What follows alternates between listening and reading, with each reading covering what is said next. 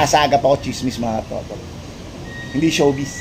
Yes, mga katotot. Yes, mga katotot. Good morning.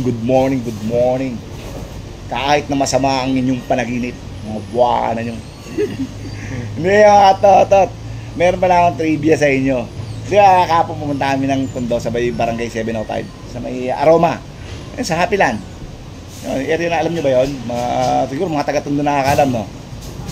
Yan, nakasagap ako chismis mga katotot. Hindi showbiz. Alam niyo naman si kay Chef Bat katotot Chef Bat nyo. Magaling tayo sumagap ng chismis.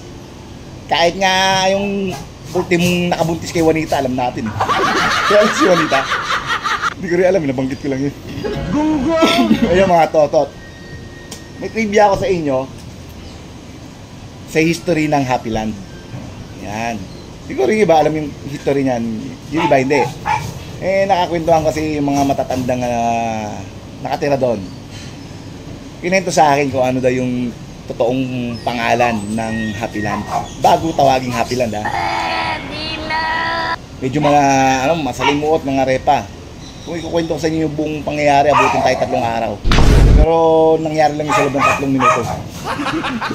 Kaya mga katotot, ang meaning pala ng Happy Land is, ang totoong pangalan niya is Happy Land. Yung spelling is H-A-P-E-L-A-N. Happy Land. Hindi Happy Land. Happy Land. Yan ang totoong pangalan niya dati, Happy Land.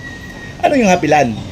Yung Happy Land po is a wari-wari word na ang meaning po sa Tagalog is tapunan. Yung alam niya, tapunan ng mga yung mga kung ano, tapunan ng patay. Yan daw ang tawag diyan dati. Medyo maano kasi ang lugar na yan. Liblib. Kaya ang tawag diyan Happy Land. So paglipas ng panahon, parang nabago yung tawag. Pinaganda nila. Ginawang Happy Land. Yan, kaya naging Happy Land na po siya. Pero ang totoong pangalan niya po is Happy Land. Yan, mga katotot, may natutunan kayo sa akin, ha. Nasagap lang natin na chismis siya, mga katotot, ha. See you later, alligator.